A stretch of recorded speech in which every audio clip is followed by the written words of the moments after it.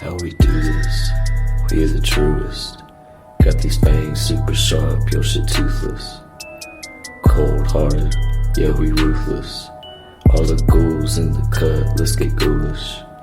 In the graveyard, acting foolish. Finna dance with the devil to no music.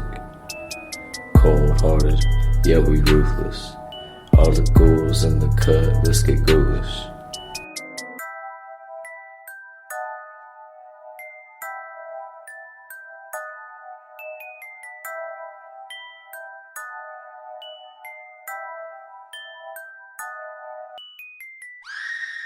Hello and welcome to a episode of a podcast called Ghoulish. I am Max Booth, a really sleepy host. It is Monday, May the 2nd, 10 minutes away from midnight as I record this intro. We just finished the Ghoulish Book Fest, the very first Ghoulish Book Fest in existence in downtown San Antonio over this weekend, and it was great. I mean, it was a huge success, and I don't know what to say about that right now because I'm so sleepy. I will talk more about how the fest went maybe on the Ghoul Talk episode on Wednesday, the little mini episodes I'm going to begin doing now every Wednesday.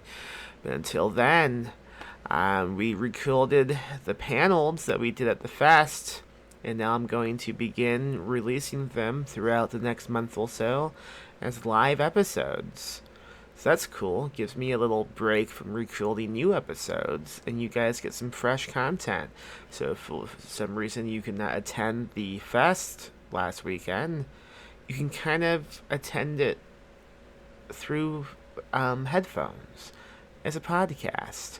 I'm also going to begin uploading the live readings that folks did on my YouTube channel. So I don't know how to tell people to find YouTube channels. I guess if you go to like youtube.com and you type in Perpetual Motion Machine Publishing, you should find my channel. Maybe also it's like youtube.com/PMMP video. I don't know, man. I'm sleepy. You can find it. I imagine I'll have the first reading uploaded at some point this week. It's going to take a couple days because I'm so tired. If you've never listened to a live episode of a podcast before, just like a heads up, the audio isn't going to be as consistent as a regular episode. I think it's pretty good, especially in this episode. I haven't had a chance to listen to all of the panels yet, but this one's pretty good. We had one mic that wasn't as loud as the rest, and I tried to make it more listenable. Is that the best way to say that? And I don't know if I succeeded, but I think it's okay. So just prepare yourself. It's not going to be the best audio quality, but it's not trash. I think it's still enjoyable. I hope you enjoy it. This specific episode, the episode is about spooky cartoons of our youth. So we kicked off the fest discussing the cartoons that made us the way we are today, from Scooby Doo to the Simpsons Treehouse of Horror specials, and everything in between. Andrew Hilbert is the moderator on this episode, and the panelists include L.J. Joseph, Susan Snyder, Victoria Nations, and Miguel Myers. Great folks. Really entertaining group of ghouls, as I never said until right now. Also, thank you to the people who sponsored this podcast, freaking Tom Didi and Tenebris Press. Thank you guys both. You guys. Thank you, Tom, and thank you, the company, Tenebris. I don't know who runs that company, to be honest. Yeah, I do. Yeah, I think I do. Fuck, I'm tired. Okay. thank you to those two companies, and also all the people we shout out at the end of this episode, baby. All right, go also, buy a book that we've published at ghoulishbooks.com. Leave a review of the podcast on iTunes. I think that's it. Enjoy. Hello and welcome to Ghoulish Book Fest. I am Max Booth.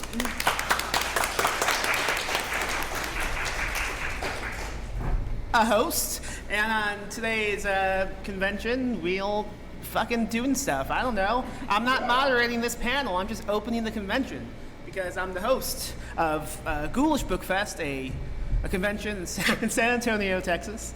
And this is it. Thank you for coming down and have a fun, spooky time.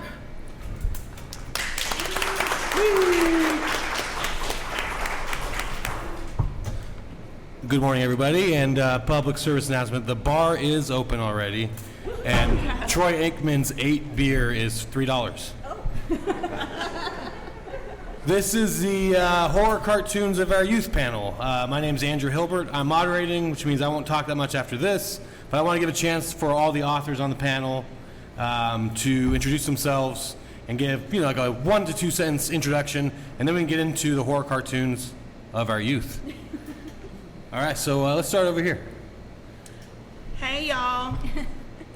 I am a native Texan. I'm not appropriating. I'm Rhonda Jackson Garcia, a.k.a. R.J. Joseph, and I write stuff.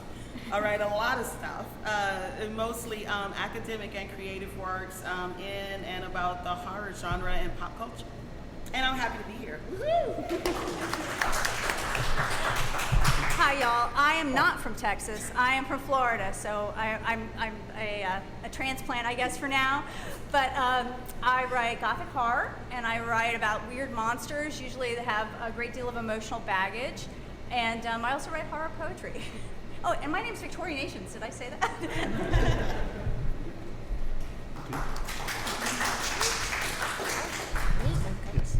Hello, I'm Susan Snyder. I write horror poetry and also short fiction. I was nominated for a couple Splatterpunk Awards, and I just wrote last year Encyclopedia Sharksploitanica, which is my love letter to all things shark cinema related. And yeah, I will be moderating the next panel, Cryptids, and hope to see you guys around. Thanks for coming. My name is Miguel Myers. I do a podcast called My Horror Confessional. Every week we have a guest come on and talk about one classic horror movie they haven't seen and why. Season 2 starting next week, and I'm doing it with a friend of mine who hates the 70s, and it's called My 70s Confessional. One movie every year for 10 episodes. And also wrote comic books with Zach Chapman. He's going to be on some other panels. That's Andrew Hilbert. He's a weird author. He writes weird fiction. Definitely check him out. He has some great stuff. Thank you. Thanks to y'all for coming out here. It's the first Ghoulish. I'm sure there'll be plenty more. But let's get started. For me, this is probably the last thing I'm ever going to say on this panel. For me, when I was a kid, I grew up in a very restrictive cult, basically, and we couldn't watch a lot of things. So my introduction to horror was actually the Simpsons Treehouse of Horror. And I remember very vividly at the end of the second Treehouse of Horror when the poison is going through the air and everybody's skin flips inside out, and that blew my mind. It's like, okay, there's a world out there for me, and I was really young, so that was my introduction to horror. And I'm just wondering what everybody on the panel's introduction, if it wasn't a horror cartoon, what was the introduction to horror, and what was the first horror cartoon you remember just like loving? Anybody, open. Let's just all in the mics. Oh gosh. Yeah. All right, so I can say like this, or I'm probably a little older than everyone, so of our youth might be a little bit slippery slope. But yeah, so Groovy Ghoulies, it was like 1970, 71. I wasn't born yet, by the way, but close to being born. So like when I was a kid, my parents introduced me to Groovy Ghoulies, which was long gone by then, but I thought it was hilarious. And like, it's not like horror. I mean, it's more like gags, just gag after gag after gag. But you've got like Frankenstein's monster, vampire, you know, Wolfie, and also Godzilla. I started watching, so Godzilla cartoon was on 1978. I was 4. I just totally gave that away. I was 4, and I absolutely loved it. That was my introduction to both like horror cartoons and Godzilla. Nice. At the same time. A twofer. For me, I would be, because I've always been a chubby kid, I would say Count Chocula. I think that was my introduction to like horror and cartoony horror. But I was a big Gargoyles fan. Gargoyles was my shit. And then like it's very basic because you're basic. And, I know. But Simpsons Treehouse of Horror is still, it's like the pinnacle of like, for me, horror animation. I feel like I'm just going to spend this whole panel like nodding really, really excitedly as people bring up like things I love. I actually was alive when the Groovy Ghoulies came out, so I will give away my age. But I grew up in like the opposite of the restrictive cult, and so I grew up watching a horror host and horrible old movies in the afternoon, and my family really liked horror stuff, so there was a lot of the stuff around. In addition to Groovy Ghoulies, I was wondering if anybody remembered in the Flintstones when they had the Gruesomes that moved in. Yeah. Do you remember the Gruesomes? Okay, so the Gruesomes, so the Flintstones, we understand the Flintstones. The Gruesomes had this like stone hearse vehicle, so they still had like the Flintstone car, but it was a hearse, and they all were kind of beatniks. So it was kind of this weird Addams Family beatnik family, and so I think I remember a lot of that from the 70s. There were always these horror families that were building off of the Addams Family and the Munsters. So that's where my love comes from. Yeah, now we call them goths. Yes.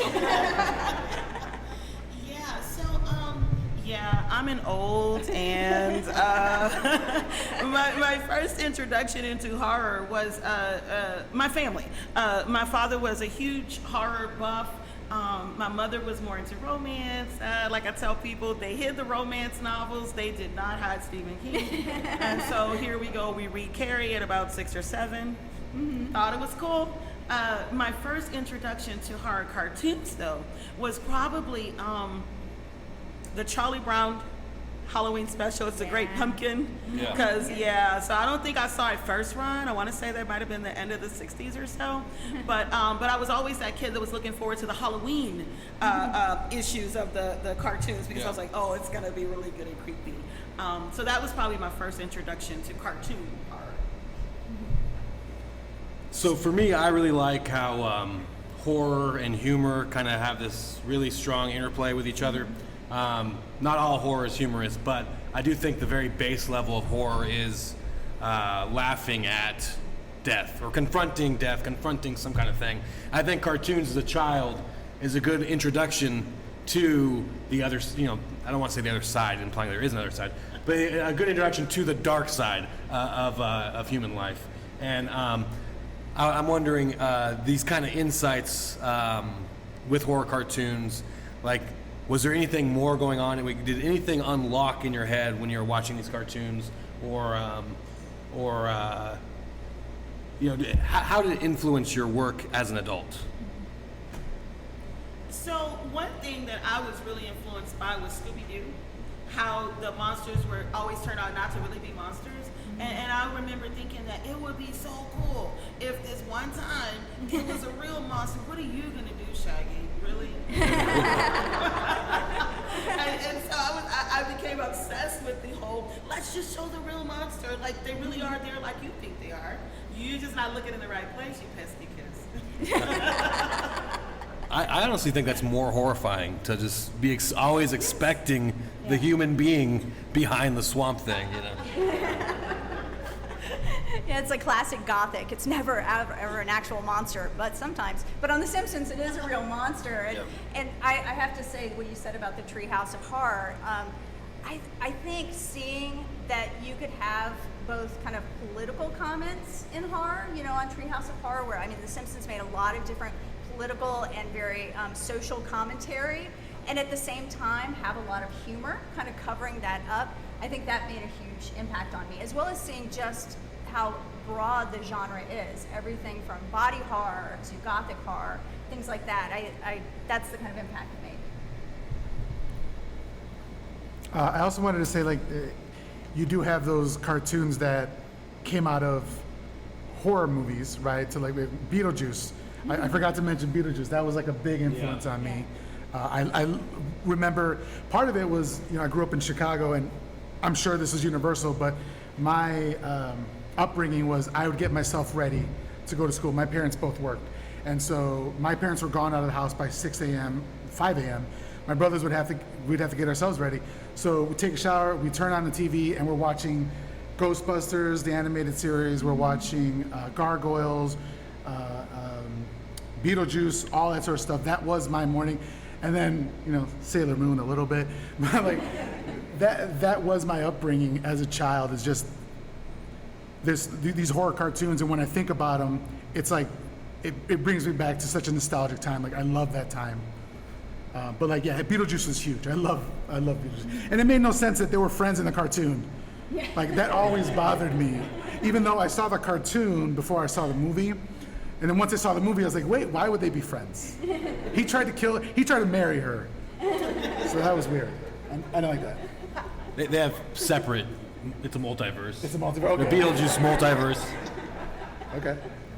Yeah, forgot about Beetlejuice and Gargoyles myself, but so like I started getting into like vlogging about shark movies. So my first degree is in marine biology. So like academically I was into sharks, but like I started getting into shark movies, I think because like of the humor of it all. Like, it's really like most of the time hilarious rather than scary. But also like all like the Groovy Ghoulies and all that stuff I used to watch, or even, like the humor in cartoons definitely fed my writing about these movies. So instead of being like a straight movie reviewer, I'm very like self-deprecating, humorous, like bringing really lowbrow humor into all of my shark movie reviews. So that is definitely huge for me. And like Tales from the Crypt spawned Tales from the Crypt Keeper. I don't know if you guys remember, in the early 90s.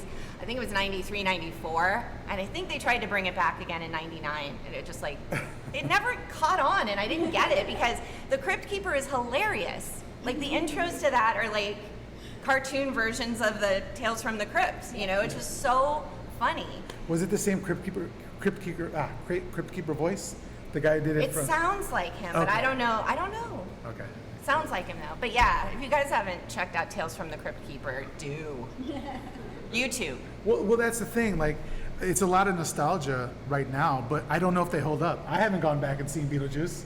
Well, I actually think they do hold up. But I see I get it. I think a kid today would still dig it.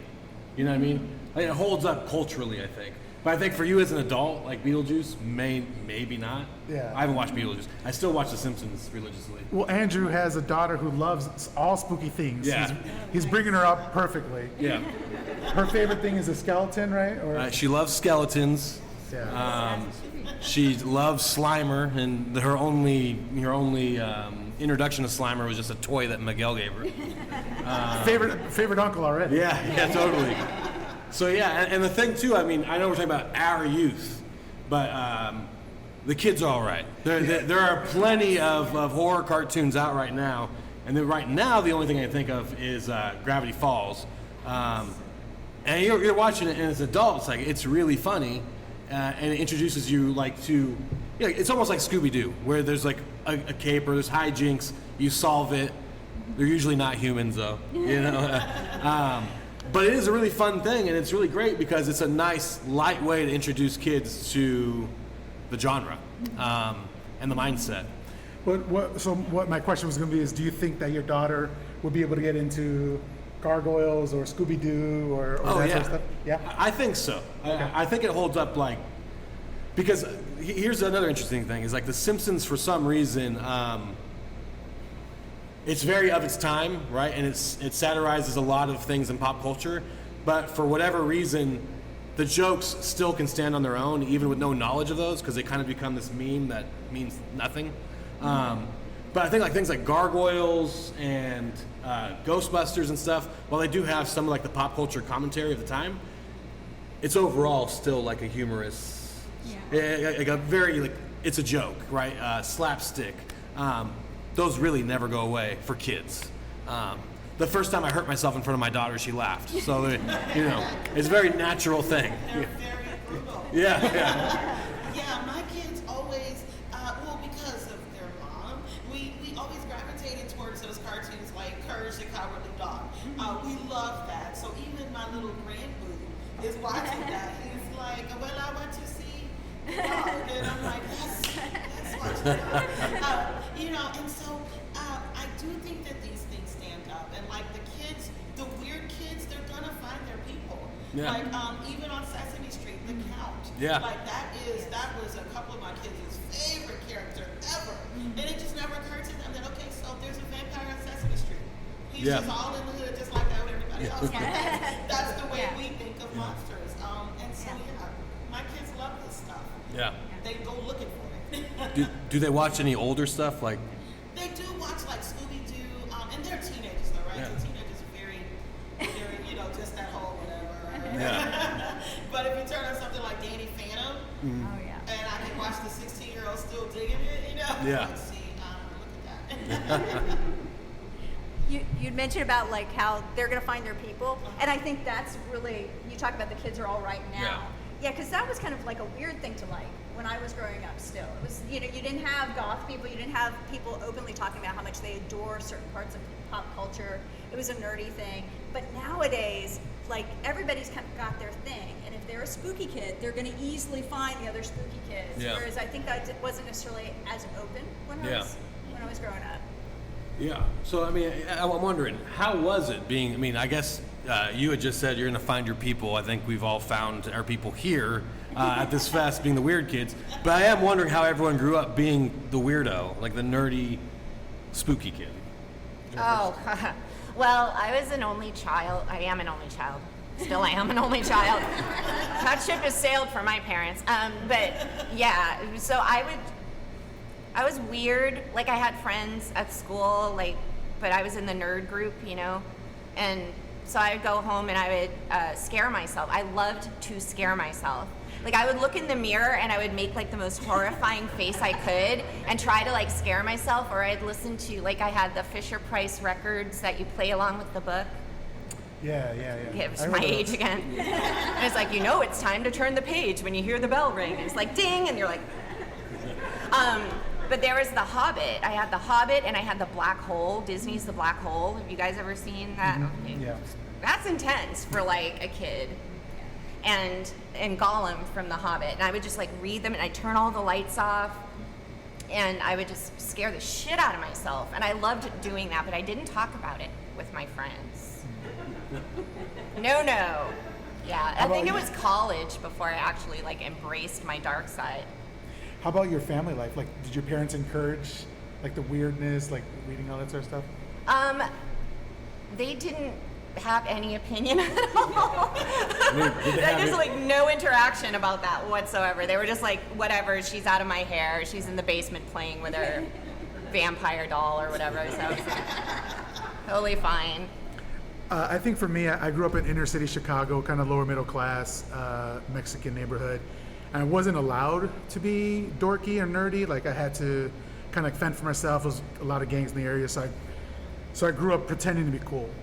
It wasn't until I graduated high school and I met my own friends and started realizing that I love horror. I always loved horror, but I always had to hide it because nobody else liked that shit. Because especially like in a Mexican neighborhood, all that shit is like el cucuy, it's like the devil's gonna come get you. So I had to hide that shit, and it wasn't until I kind of left that neighborhood and grew up and kind of did my own thing that I was able to kind of be the weird dork who loves horror movies. Now that's basically all I watch is horror movies, and just I'm surrounded by horror stuff, and this is the happiest I've been, just being my true self and like being amongst people who actually enjoy that sort of stuff. So.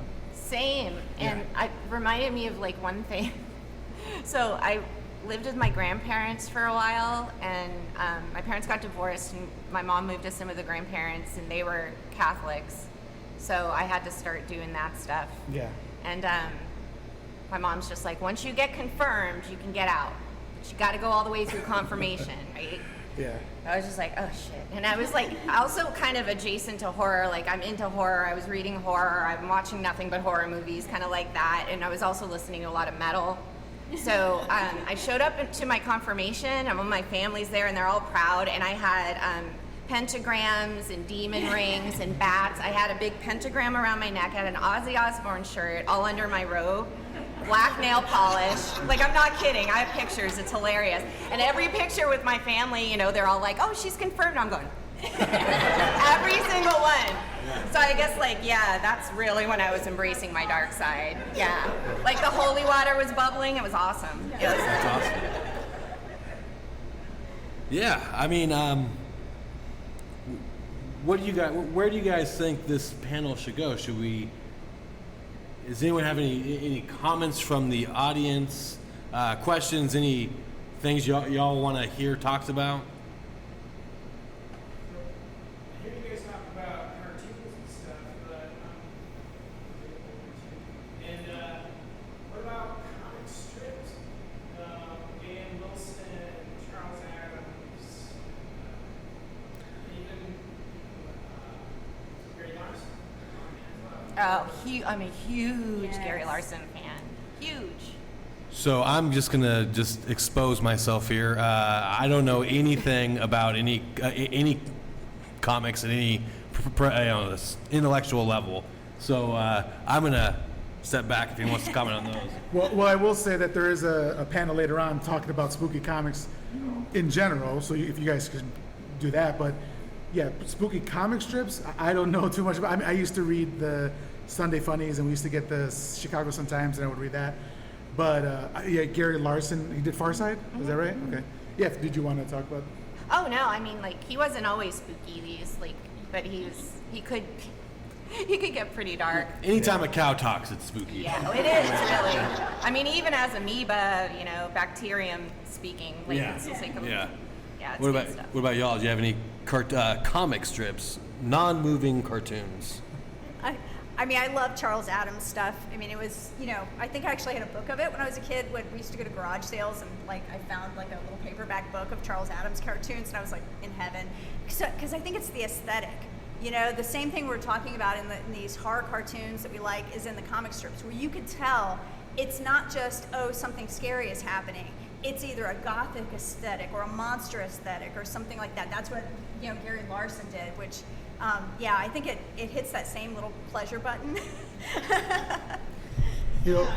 I mean, there was like a Tales from the Crypt comic for a while. There was also, oh gosh, the name is escaping me. There were like all these weird tales. There were all these horror comics, right? Now, of course, in my house, we also had Mad Magazine, which I thought that was kind of horror related. Yeah. And that's kind of helped shape my whole aesthetic, and, you know, just that whole, it's just weird.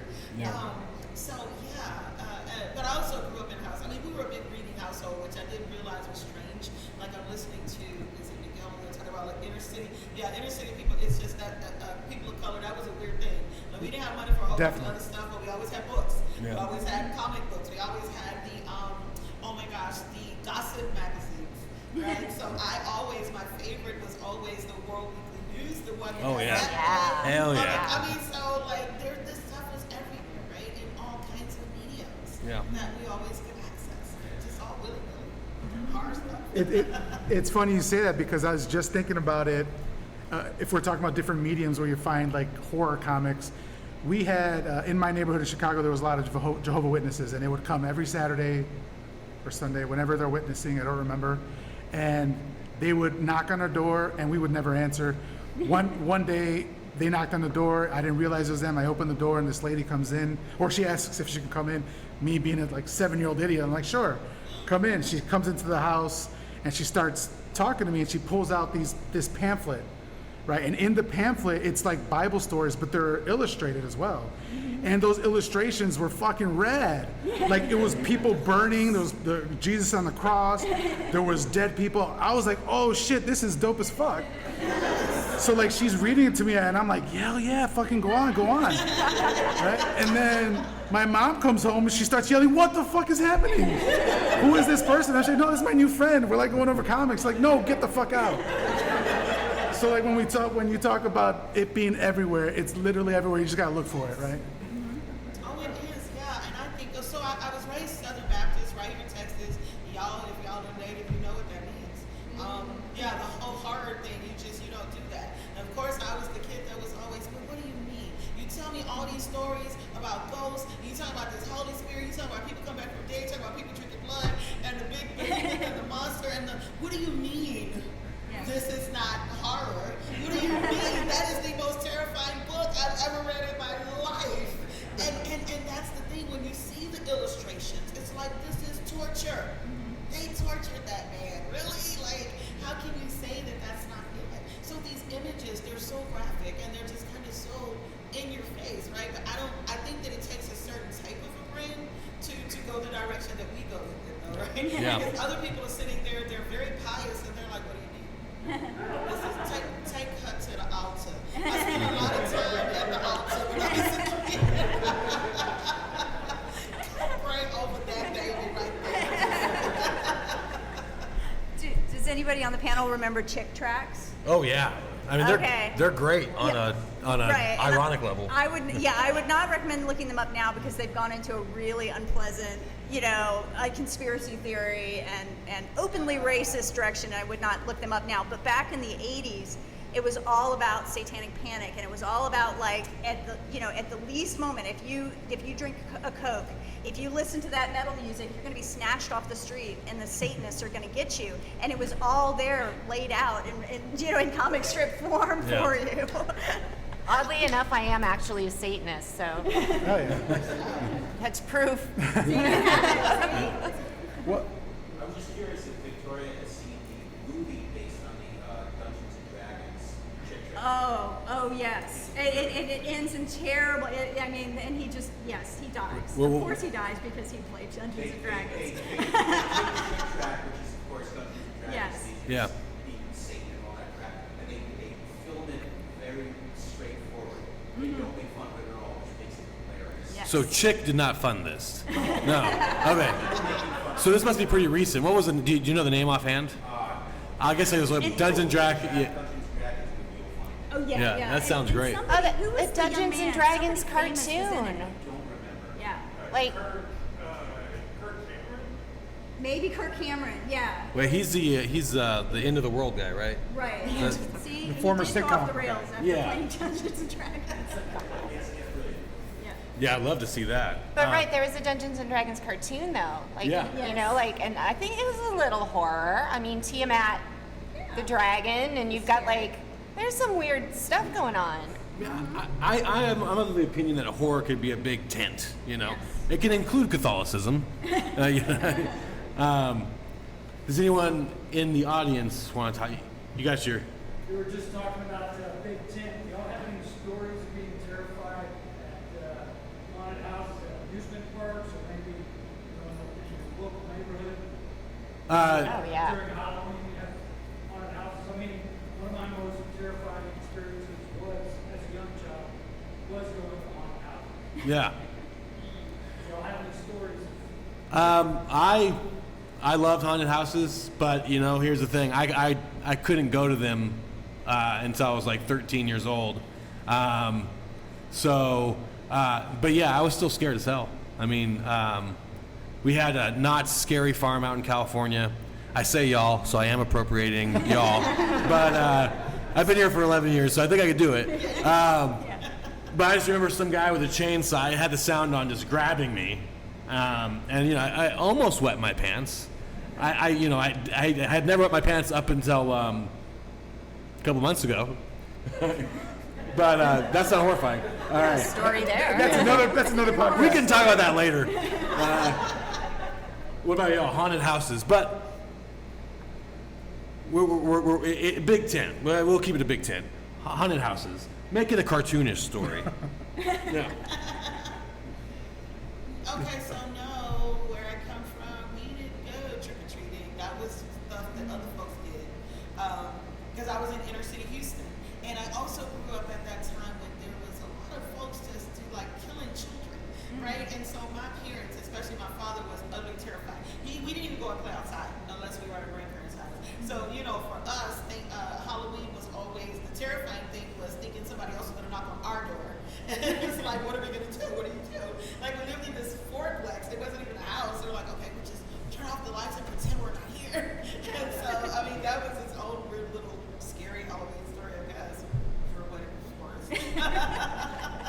Justin? So we didn't have many haunted houses when I was growing up. The ones we did were like at the church and kind of had a whole like reasons you're going to hell theme.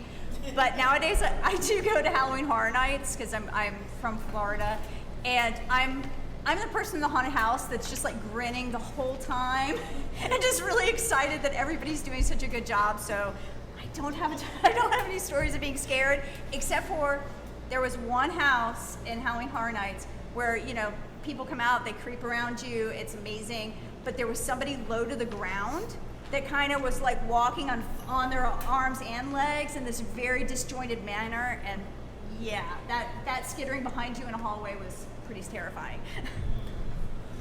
So Miguel, you were in a haunted house when you were 12 years old, and you were dressed as Michael Myers. Michael Myers, but from the cartoon serial adaptation. No. And continue the story from there. And then I woke up. So my other story is, so I grew up late 80s, early 90s in Chicago, so we're thinking John Wayne Gacy, right? And everybody, you were talking about children being killed. Well, we had stories of John Wayne Gacy being around every corner, and he's broken away, and like he broke away from the cops or whatever. So my Catholic school had a haunted house. And so all the kids built the sets, and they were terrible. Like, I feel bad for these parents who had to pay to get in. They're already paying tuition to get their kids in there, and they got to pay for this crappy-ass haunted house. So we did the haunted, we put the sets together, we did a haunted house. I was like a clown or something, I don't remember. Shut up. And then afterwards, I still wanted to trick-or-treat. So it was October 31st, the last day of the haunted house. So we did the haunted house. It ended at like, I don't know, let's say 7. And in Chicago, pitch black already at 7. I'm sure everywhere else as well. And then me and my brother still wanted to go trick-or-treating. And by the time we got out there was still a couple kids. And then we're like, let's keep going further, because the later you wait, more houses are out of candy, right? So we kept pushing it and pushing further out, trying to get candy, to the point where we got like half a mile or a mile away from our house. And it was probably 8:30, 9 o'clock at night. No cell phones. It's just me and my brother. I'm maybe 8. He's 10 years old. It's probably 9 o'clock at night. Streets are empty. We're looking at each other like, oh, fuck, man. What did we do? This is fucked. I'm still in the haunted house state of mind where, like, there's spooks around the corner. Like, everybody's going to, like, kill me. John Wayne Gacy's behind every corner. Me and my brother, like, ran as fast as we could, as two chubby kids could. Like, Scooby Doo ran home and, like, go inside, and we're like, close the door. And my parents like, why are you slamming the door? And I'm like, John Wayne Gacy almost got us. And so that was that story. And you were the one dressed as a clown. You were dressed as John Wayne Gacy. Yeah, exactly. So I guess I saw my own reflection or something. Yeah. I did want to talk about real quick. Yeah. I don't know if there was any horror shows and Saturday morning cartoons, but I still would like to talk about the feeling, how Saturday morning felt.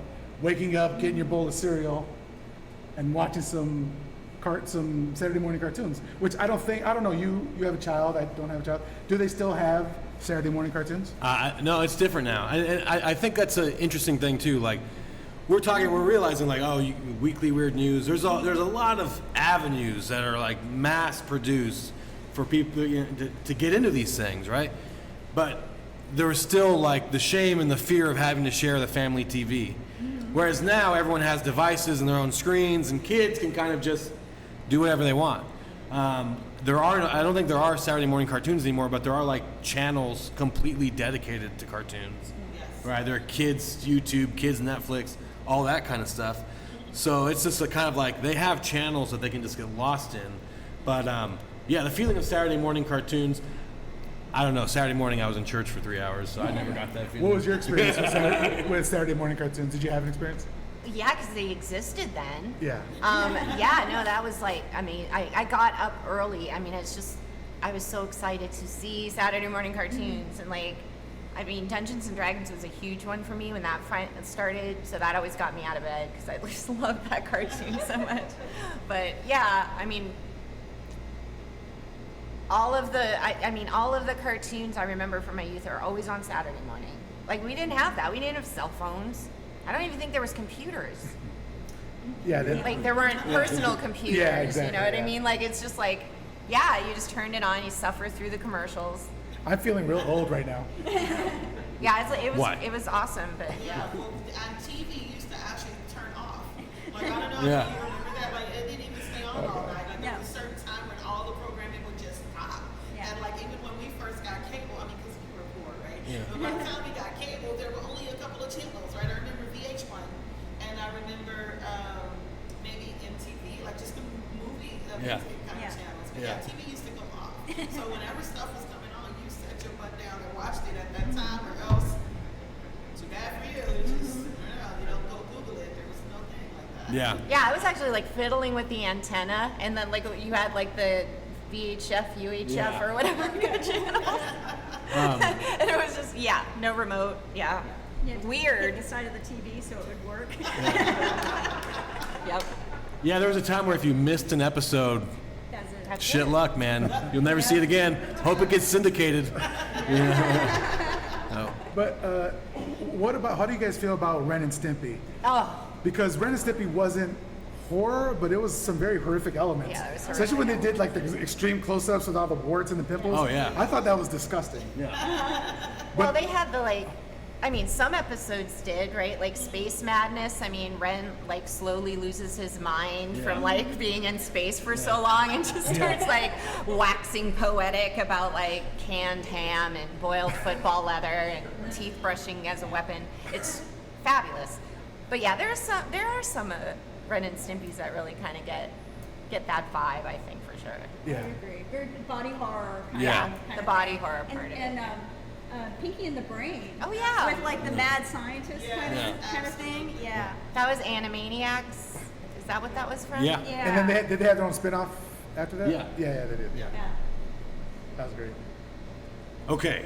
Does the audience, any specific cartoons, y'all want to just say something very... What was that? Hercules? Hercules. That sounds familiar.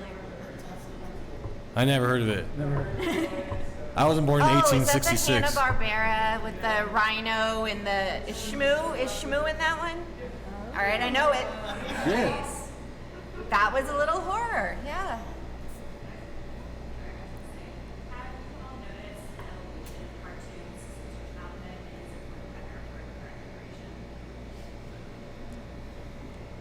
So an evolution from our childhood to the cartoons that we have right now. I think they're way more sophisticated now. Like, what's the cartoon you're talking about? Gravity Falls, I believe, yeah. which I only very recently, like, I'm halfway through season 2, so I haven't finished it. So shut the fuck up. But like, that one is very like it's very it's for children, obviously, but also there's enough jokes there for the adults, and it's fun. The humor is there for adults as well. So yeah, I think it's way more sophisticated now than like Ren and Stimpy or Beavis and Butthead. Well, I would say that Ren and Stimpy and Beavis and Butthead add sophistication. I just don't get it. I think they're faster paced, and I think part of that is because they're a lot more there are commercial breaks still built into like Gravity Falls because it does air on the Disney Channel, I guess. But there are commercial breaks built in, so it's a lot more fast paced, and I think the jokes come out at a more rapid fire pace. But I don't know they're more sophisticated or anything. I think they're obviously more like the technology has gotten a lot smoother for sure. But I think they're all like imprints of their own time. You know. Yeah, it almost feels like, I mean, because of course, I'm not egocentric. I don't think they did it just for me. But it almost seems like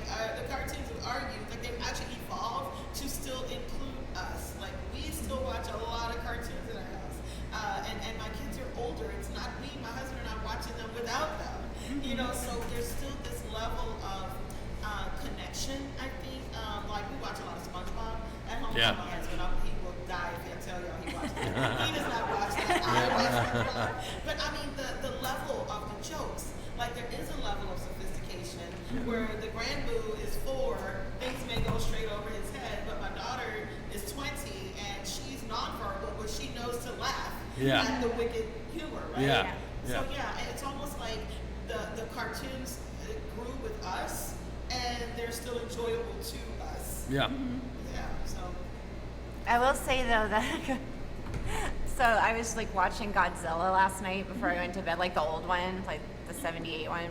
So I was like, oh yeah, I should watch one of those. First of all, it does not hold up. And it's like just, oh God, I don't know if you guys have seen it, but it's like, you know, it's like up from the depths, 30 stories high, breath of fire, head held high, Godzilla! And then it goes, and Godzuki! And then you see a little dorky Godzuki, you know, and it's the music changes and everything. And I'm just like, oof. But also like Godzilla's and all the monsters, his cry, like we're familiar with Godzilla, what he's supposed to sound like, and it's literally a dude. Like it's just a dude in a microphone going, ah! And I mean, it's so obvious. And then, like this monster comes and it's just like a woman going, eek, eek, eek. I mean, it's like they put no technology into it whatsoever. It's just like some dude on in the bathroom or something. Like it sounds like Godzilla.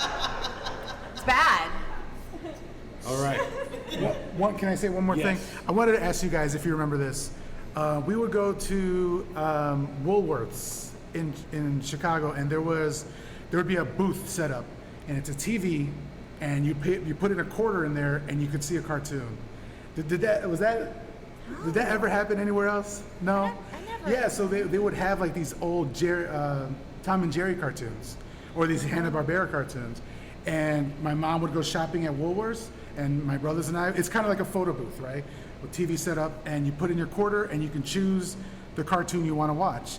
And I was just thinking, like, we would watch primarily Tom and Jerry, where Tom is trying to kill Jerry the whole cartoon.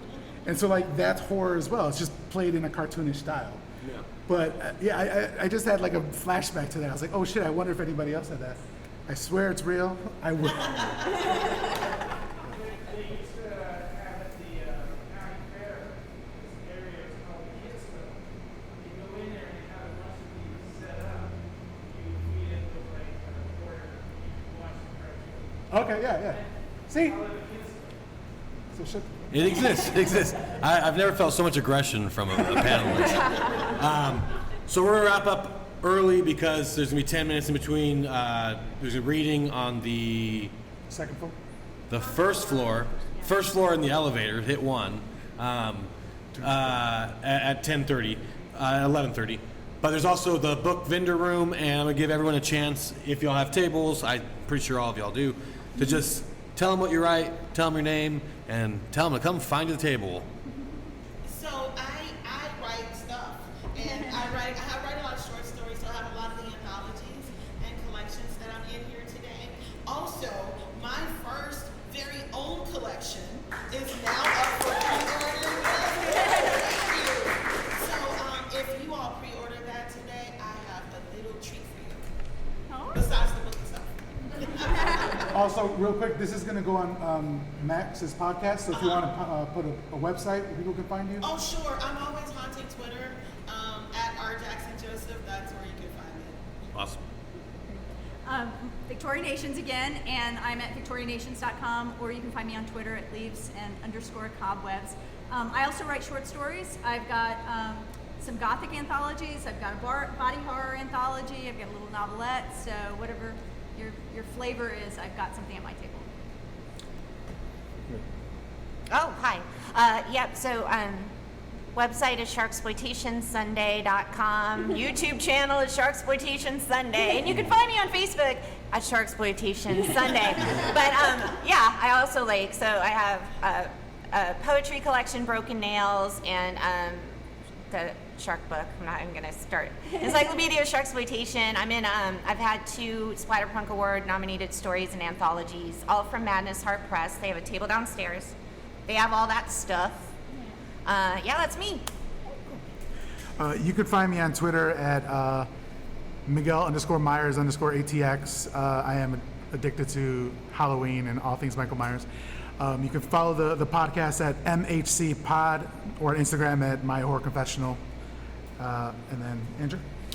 I'm Andrew Hilbert. I've got a couple books. Perpetual Motion Machine published my last novel, Invasion of the Weirdos. I got a table. They're down there. My website is 5gkilledgod.com. And you can follow me on Twitter at ahilbert3000. Thanks, y'all. Let's have a good fest.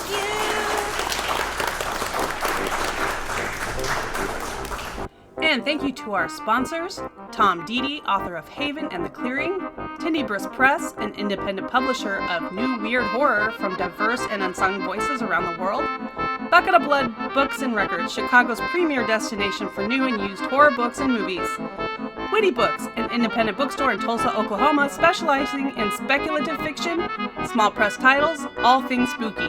Find them online at wittybooks.com. My Horror Confessional, a horror movie podcast, Nightworms, a horror subscription service, Horror DNA, a horror website, Vic Carey, author of Thorazine Dreams, and Nightfire, publisher of books for the dead, the living, and everyone in between. Nightfire is the new horror imprint from the folks at Tor Books.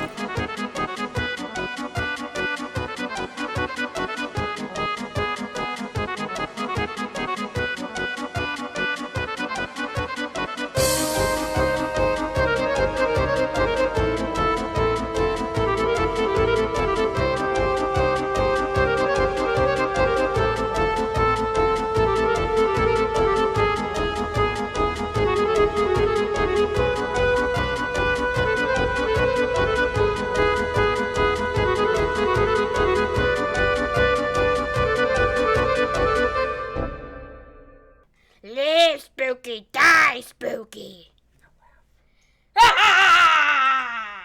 Rest in peace, Max.